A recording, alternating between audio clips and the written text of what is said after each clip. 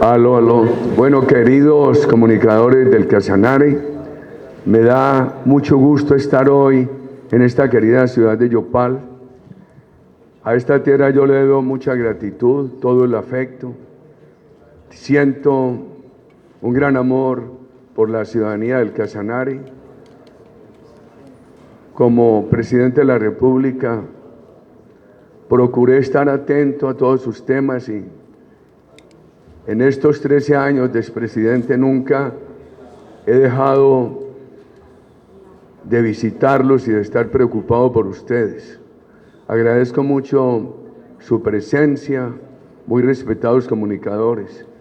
Quiero saludar a doña Marisela Duarte, nuestra candidata a la gobernación, que nos honra por sus virtudes, su sentido humano, su transparencia, su sentido de familia, sus manos puras como el oro. Quiero saludar a Vladimir Olaya, nuestro joven representante a la Cámara, que es una gran promesa, y fundamentalmente a ustedes, queridos comunicadores. Voy a hablar del tema de los falsos positivos. Cuando yo llegué a la presidencia, en el Casanare había mínimo 2 frentes de la FARC, uno del ELN y 2 grupos paramilitares. El departamento estaba perdido en violencia. Con el heroísmo de nuestros soldados y policías, empezamos la política de seguridad democrática. El departamento mejoró ostensiblemente. Así lo reconoció toda la ciudadanía y así quedó en las cifras de organismos nacionales independientes, de organismos del Estado y de organismos internacionales. Veamos el tema de los falsos positivos. Entonces dicen, no, es que Uribe exigía muchos resultados. Uribe era muy exigente. Y lo otro es, no, Uribe no tomó medidas a tiempo. Sobre los 2 temas me quiero referir. Que exigía resultados, por supuesto. ¿Cómo no iba a exigir resultados en un país que tenía una tercera parte en poder de la guerrilla, una tercera parte en poder de los paramilitares y el resto en riesgo? ¿Cómo no iba a exigir resultados con esa situación tan difícil en el Casanare? Varios frentes de la FARC, uno del ELN, varios grupos paramilitares. ¿Cómo eran esos consejos de seguridad? Esos consejos de seguridad, unos eran públicos, otros no eran públicos.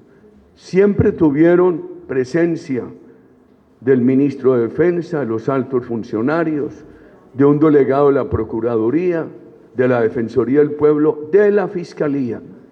Y en muchas regiones, la primera parte de los consejos de seguridad eran abiertos para escuchar las quejas de la comunidad.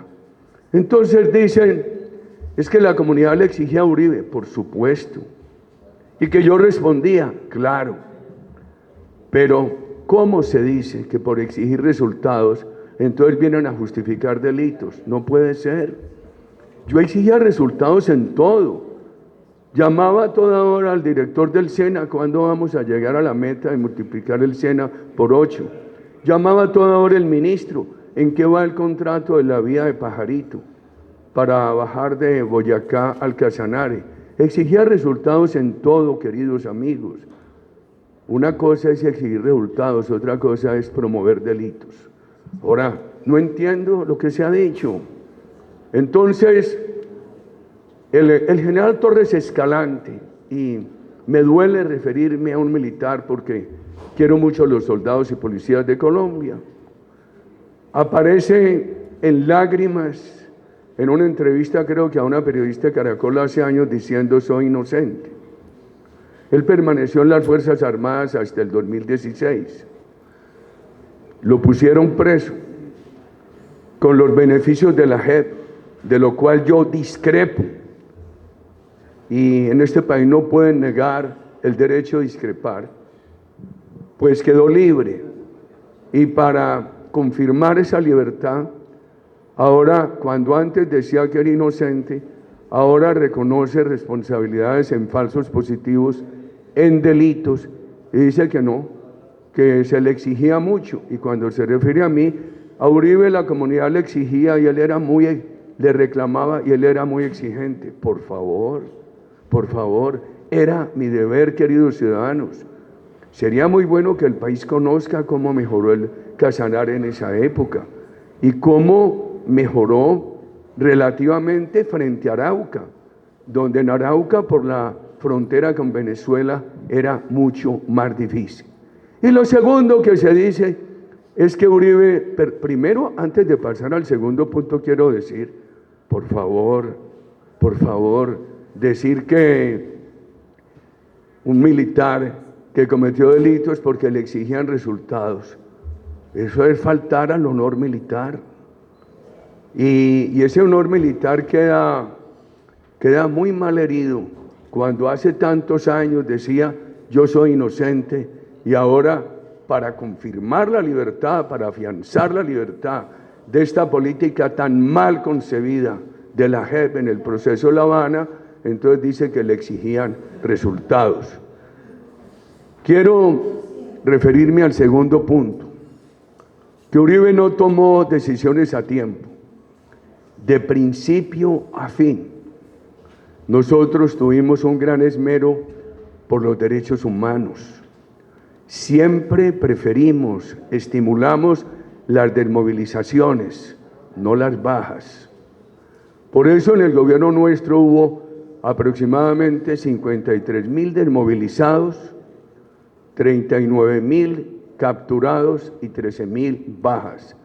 Las cifras indican cómo nuestro mayor interés fue promover la desmovilización. Entonces, veamos, el primer documento de seguridad democrática, cuando empezamos el gobierno, es enfático en la desmovilización y en el respeto a los derechos humanos. Mis discursos, aquel discurso recién posesionado como presidente, donde me dirigí por primera vez a las Fuerzas Armadas y todas las decisiones. En 2003, cuando ya se sentía un mejoramiento en la seguridad, ONGs internacionales empezaron a decir que la seguridad democrática asesina a campesinos, no da de baja a criminales. Inmediatamente reaccionamos, se tomó una decisión, la decisión de que cuando hubiera una baja, las Fuerzas Armadas, sus integrantes, no movilizaran el cadáver. Tenían que esperar a que llegara el CTI de la Fiscalía a hacer el levantamiento. En un documento que preparé para una declaración que le di a la Comisión de la Verdad, cuya legitimidad desconozco, pero lo hice por respeto al padre de Ru, y esa reunión fue pública. En un documento para preparar esa presentación hay más de 70 puntos donde se muestran todas las medidas y todas nuestras reacciones y la manera como buscábamos garantizar los derechos humanos. No podría referirme a los 70 puntos, ya le dije a lo primero que hicimos, pero recuerdo cómo unos soldados en Cajamarca, en una Semana Santa, cometieron un crimen y nos engañaron. Yo fui allá, creo que el lunes de Pascua, los encaré con, no sé si estuvo el ministro o no, con los funcionarios del Ministerio de Defensa, mintieron, después quedaron en la cárcel. Para que se venga a decir aquí, a afectar un gobierno que le sirvió a Colombia, por parte de unos columnistas que tienen prestigio en la izquierda internacional, se venga a desconocer el esfuerzo que se hizo. Pocos días antes de mi reelección presidencial, en Jamundí, al sur de Cali, unos soldados asesinaron a unos policías por un tema de narcotráfico. Eso alguien me dijo, eso no debería salir a la luz pública porque afectan su reelección. Y primero el interés superior del país. y eso se publicó ampliamente. Y yo pedí que no lo conociera la justicia penal militar, sino la justicia ordinaria. En ese periodo donde hubo un enorme incremento de falsos positivos, aunque hay falsos positivos y falsas acusaciones, aquí hay de todo, queridos amigos. Y no me detengo en las cifras porque es tan grave uno que el número con el cual han venido maltratándome. Vamos a octubre del 2008. El ministro de Defensa, con un grupo del ministerio, llega a la presidencia, creo que era alrededor de las 8 o 9 de la noche, y una reunión hasta casi las 12. Me presentaron el caso de 27 altos militares que podrían estar comprometidos, uno de ellos en delito, los otros en acciones administrativas, omisivas, de descuido, que habrían facilitado falsos positivos. Nadie me pidió que los desvinculara, por propia iniciativa, motu proprio. Esa reunión terminó casi a medianoche, a las 7 de la mañana estaban despedidos, como consta públicamente, y lo hice para cumplir el deber con todo el dolor, porque quiero mucho a los soldados y policías de Colombia. En esa misma época, acudo a la oficina de las Naciones Unidas en Bogotá. Tienen allí un capitán del ejército, estaba activo, testigo protegido, quien me dijo que en la brigada de Ocaña habían asesinado a unas personas inocentes, haciéndolas pasar por narcotraficantes para proteger al narcotráfico y para engañar al gobierno, haciéndole creer al gobierno que sí combatían el narcotráfico. De inmediato, en la puerta de la oficina de Naciones Unidas en Bogotá, denuncié eso. Llegaron a la cárcel, queridos amigos. Ya terminando el gobierno, el delegado de la alta comisionada para derechos humanos me dijo: muy buenas noticias, no ha habido sino 4 quejas en los últimos años. Le dije: no me gusta, debería haber 0 quejas. Mire, estimados comunicadores del Casanare, yo he asumido todos los temas. Tengo que decir esto con toda claridad. Nunca desautoricé a los ministros de Defensa. Cada vez que ellos dijeron que querían prescindir de alguien en las Fuerzas Armadas por ineficiencia o por dudas sobre un delito o por dudas sobre una violación de derechos humanos, nunca me opuse. Yo no escogí ministros de Defensa por amistad, salvo el doctor Uribe Echavarría, ninguno de ellos era amigo mío. Eran personas independientes, no es sino mirar esa nómina. Entonces, un esfuerzo como el que se hizo con toda la buena fe por esta patria, que no quedó perfecta, pero bastante mejoró, como mejoró aquí en el Casanare, que no quedó perfecto, pero bastante mejoró, me obliga a mí a estar enfrentando estos temas, que ahora a estos columnistas, o a este columnista, o a quienes están hablando el tema, no están mirando el deterioro de la seguridad en el país, el fracaso del proceso de La Habana, que además fue espúreo. ¿Cómo así? Que lo validaron, enmendaron el plebiscito con una proposición en el Congreso, y eso se aceptó. Eso es un golpe de Estado a la democracia. No miran eso, no miran que en ese proceso dejó más personas en armas que inmovilizados. No miran que ese proceso subió los cultivos de droga de 48.000 a 220.000 hectáreas. No miran el problema que estamos viendo ahora creciente en muchas regiones colombianas. A toda hora es los falsos positivos de Uribe, el paramilitarismo, Uribe paramilitar. Les quiero decir esto desde el Casanare a los jóvenes colombianos. ¿Por qué nació el paramilitarismo y cómo se desmontó? El paramilitarismo nació por 25 años de creciente acción criminal de la guerrilla, sin unas políticas permanentes y sostenidas para darle seguridad a los colombianos.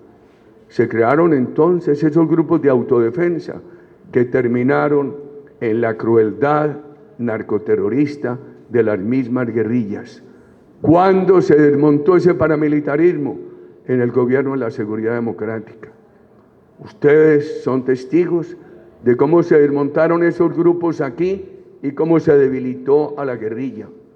Y hoy veo un gran peligro.